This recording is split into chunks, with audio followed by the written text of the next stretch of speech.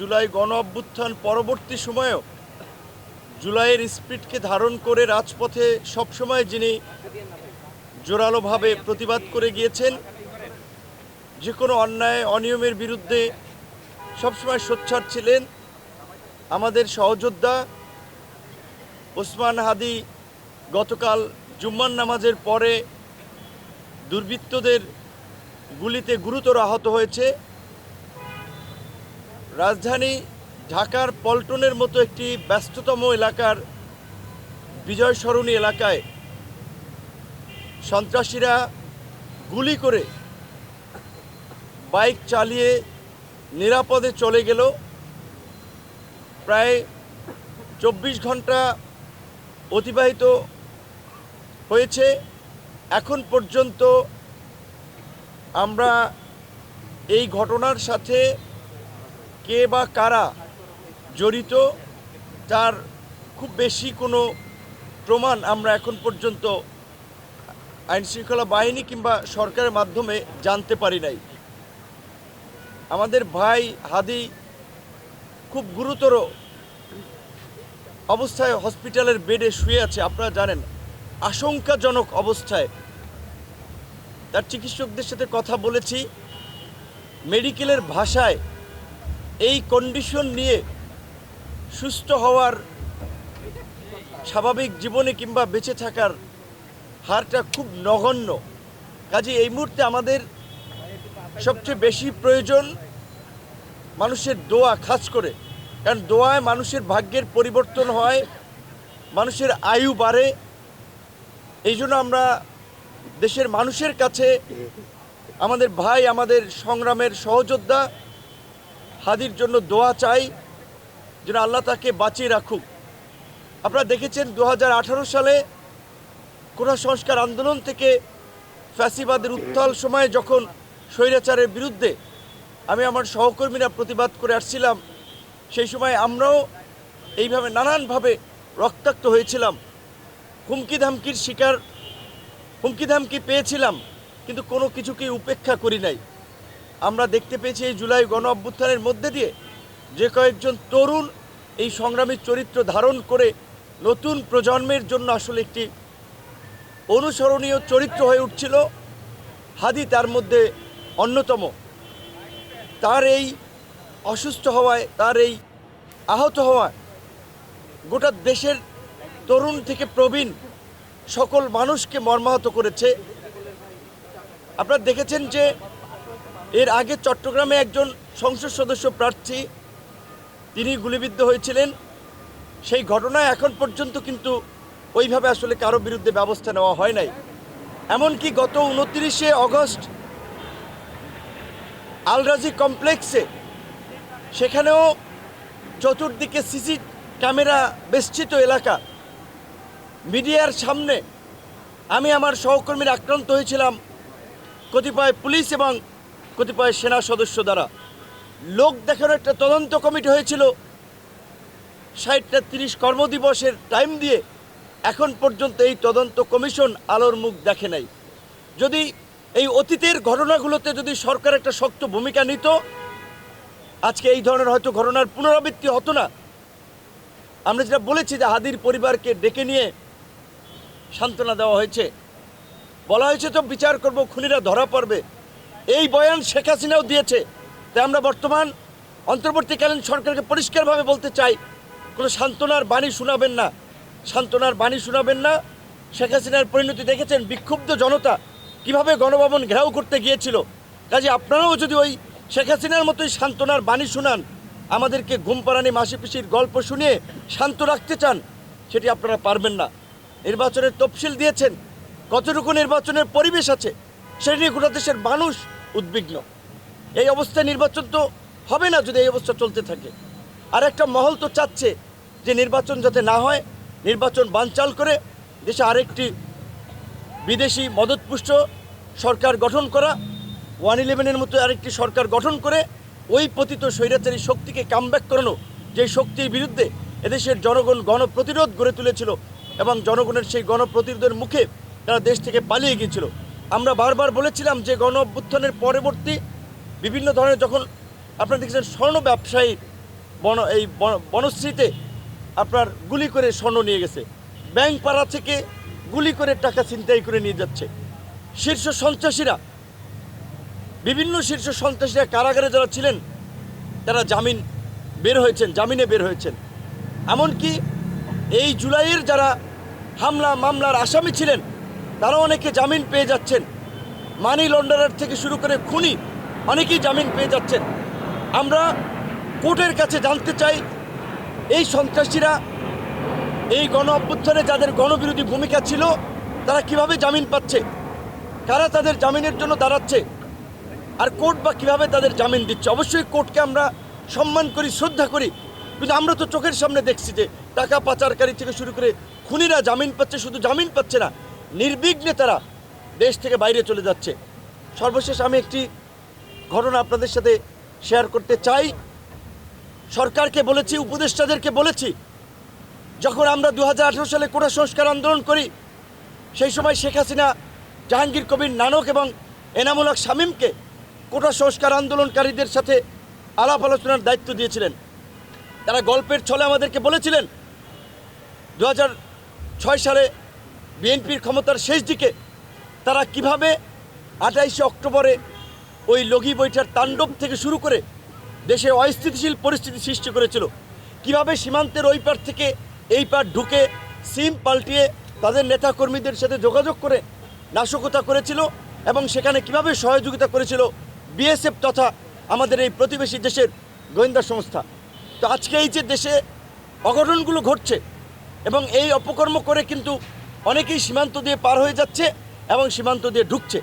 কাজেই সীমান্তে কঠোর একটা নজরদারি ব্যবস্থার পাশাপাশি দেশের অভ্যন্তরীণভাবে আমরা মনে করি যৌথ বাহিনীর একটা সাঁড়াশি অভিযান পরিচালনা করা দরকার।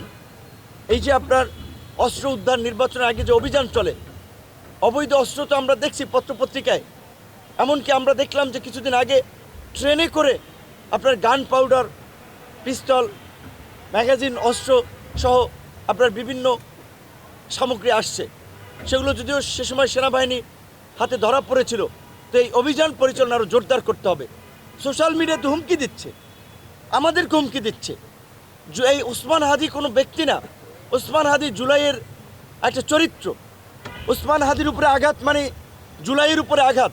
হসপিটালে বসেই আপনাদেরকে মোবাইলে দেখাতে পারি, আমি ইনবক্সে হুমকি দেওয়া হচ্ছে যে কাফনের কাপড় নিয়ে আমাদেরকেও রেডি থাকতে বলা হচ্ছে।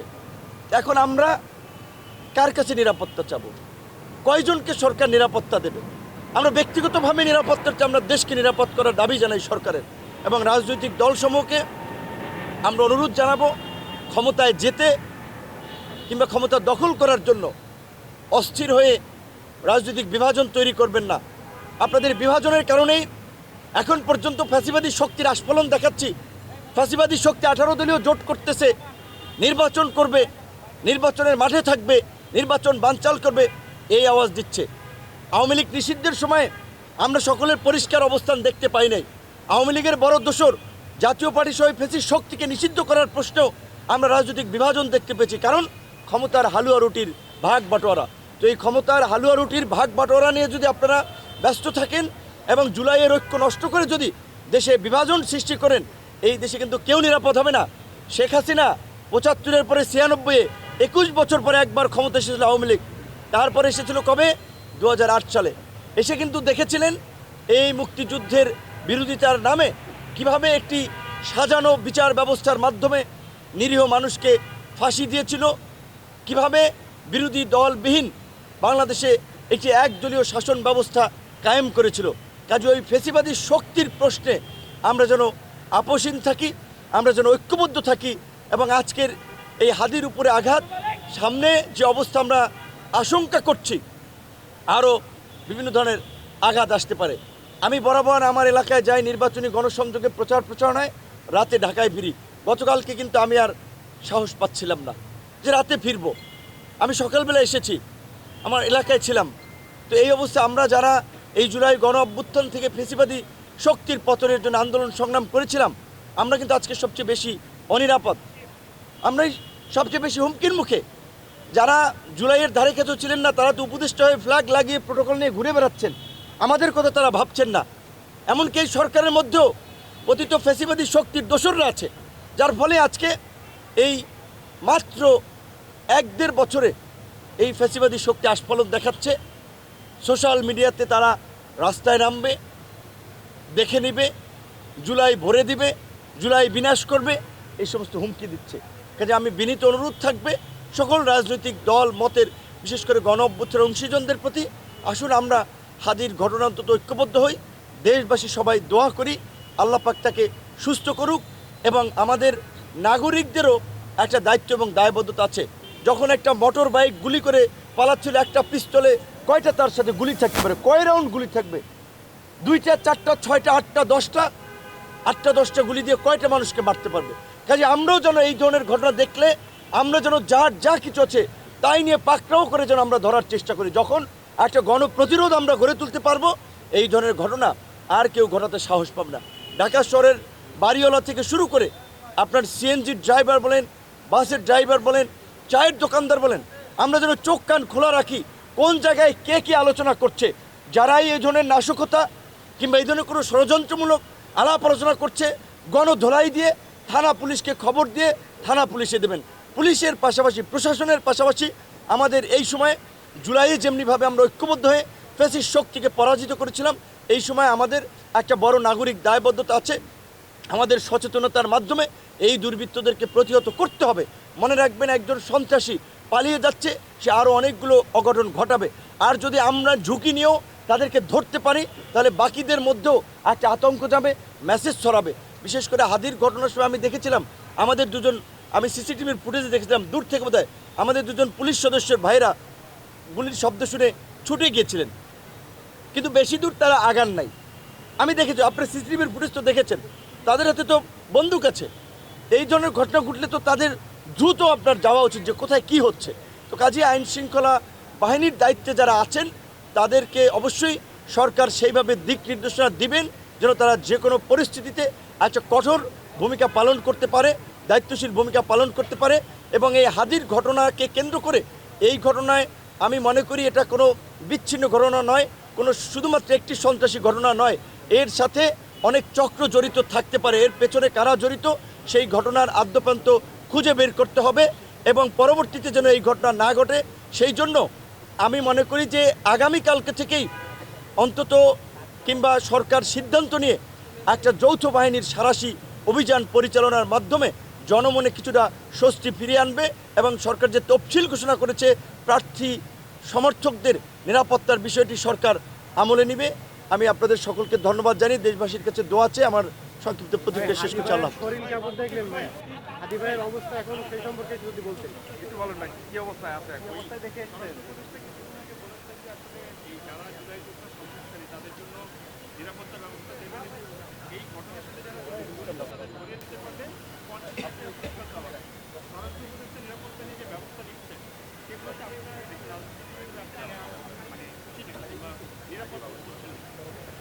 আমরা সরকার কয়জনকে নিরাপত্তা দেবে? আমি যদি বলি যে আমাকে 5 জন পুলিশ দিয়ে, আমার সামনে পেছনে একটা গাড়ি দিয়ে আমাকে নিরাপত্তা দেন, আমার মতো যারা সহযোদ্ধা রাজপথে সারা বাংলাদেশ থেকে নেতৃত্ব দিয়েছে, বিশ্ববিদ্যালয় থেকে কলেজ থেকে জেলা পর্যায়ে অসংখ্য তরুণ রয়েছে, প্রত্যেককে তাদের একজনকে আঘাত করা মানে তো জুলাইয়ের আঘাত। আর তারা তো শুরু থেকেই এই জুলাইয়ের বিরুদ্ধে একটা শক্তিশালী অবস্থান নিয়ে জুলাইকে ধুলোয় মিশিয়ে দেবে এই ধরনের হুমকি দামকি দিয়ে আসছে। আমাদের ব্যক্তিগত নিরাপত্তার চেয়ে আমরা চাই রাষ্ট্রকে একটা নিরাপত্তার মধ্যে নিয়ে আসুক, সমাজের সকল শ্রেণী পেশার মানুষের নাগরিকত্ব নিশ্চিত করুক। আর স্বরাষ্ট্র উপদেষ্টা প্রকৃত অর্থে বলতে গেলে স্বরাষ্ট্র উপদেষ্টা এবং আইজিপির বিরুদ্ধে অভিযোগ যে তিনি আপনার ফেসিবাদের দোসর ছিলেন, ছাত্র দলের নেতা, সাবেক বিএনপি নেতা পিন্টুর হত্যাকাণ্ডের সময় তিনি আপনার এসবির দায়িত্বে ছিলেন, সেই সময় এই আপনার বিডিআর পিলখানার হত্যাকাণ্ডে তার সংশ্লিষ্টতা উঠে এসেছে। স্বরাষ্ট্র উপদেষ্টার ব্যক্তিগতভাবে তিনি আন্তরিক মানুষ, সজ্জন ব্যক্তিত্ব, সহজ সরল মানুষ, কিন্তু এই রকমের ব্যক্তি দিয়ে স্বরাষ্ট্র মন্ত্রণালয় চলে না। গণ অভ্যুত্থান পরবর্তী সময়ে আমরা আইন শৃঙ্খলা বাহিনীর প্রতি যে ভূমিকাটা আমরা প্রত্যাশা করেছিলাম স্বরাষ্ট্র মন্ত্রণালয়ে, সেইটা আমরা দেখি নাই। এবং এই উপদেষ্টা দায়িত্বে থাকলে নির্বাচন পর্যন্ত আমরা যাইতে পারি কিনা সেটা নিয়ে আমাদের সন্দেহ আছে। কাজে আমরাও সরকারের সাথে আলাপ আলোচনা করে সরকার যদি কার্যকর পদক্ষেপ না নেয় তাহলে তো আমাদের যে ধরনের পদক্ষেপ নেওয়ার আমাদেরকে তো সেটা নিতেই হবে। তবে আশা করি সরকার রাজনৈতিক দলের সাথে সংলাপ করার মধ্যে দিয়ে তাদেরকে ঐক্যবদ্ধ করে এই পরিস্থিতি কিভাবে মোকাবেলা করা যায় তার একটা পথ তারা আপনার আমাদের সামনে উপস্থাপন করবে। ধন্যবাদ। না, মোটা দাগে তার অবস্থা ক্রিটিক্যাল। মেডিকেলের ভাষায় এই ধরনের ঘটনা থেকে, ইনসিডেন্ট থেকে ফিরে আসাটা খুব রেয়ার কেস, কিন্তু একেবারেই যে নাই সেটা না, খুব রেয়ার কেস। তাই আমরা বলছি যে আল্লাহর কাছে দোয়া করেন, মানুষের দোয়ায় ভাগ্যের পরিবর্তন হয়, আয়ু বাড়ে। কাজে আল্লাহ পাক যেন তার আয়ু যদি না থাকে তাকে যেন আরও আয়ু বাড়িয়ে আমাদের মাঝে যেন তাকে সুস্থ করে আবার ফিরিয়ে আনেন, আমরা সেই দোয়া করি। নুরু ভাই, সাবেক প্রধানমন্ত্রী সম্পর্কে কোনো তথ্য পেয়েছেন কিনা? তিনার শারীরিক অবস্থা এখন কেমন আছে? তার শারীরিক অবস্থা তো আগের মতোই আমরা জানি, স্থিতিশীল পর্যায়ে। আসলে মূলত এই আপনার সেনাকুঞ্জের যেদিন গিয়েছিলেন সেদিন থেকেই তার অবস্থাটা আসার পর থেকেই অবনতির দিকে, একটু ইমপ্রুভ হচ্ছে, আবার অবনতি হচ্ছে। তার জন্য তো আমাদের দোয়া সবসময় আছে। এখন আসলে দুটো ঘটনায় এই এবার ক্যারে শোক নিয়ে আমাদের আসতে হচ্ছে। একদিকে আমাদের সকলের প্রাণপ্রিয় নেত্রী, আমাদের পছন্দের মানুষ, বাংলাদেশের মানুষের ভালোবাসার নেত্রী বেগম খালেদা জিয়া, তার মধ্যে আরেকটা আমাদের এই অসুস্থতা, এই কষ্টের মধ্যে আরেকটা ঘটনা যে হাদির ঘটনাটি। আল্লাহর কাছে দোয়া করি দুজনকে আল্লাহ পাক সুস্থ করুক।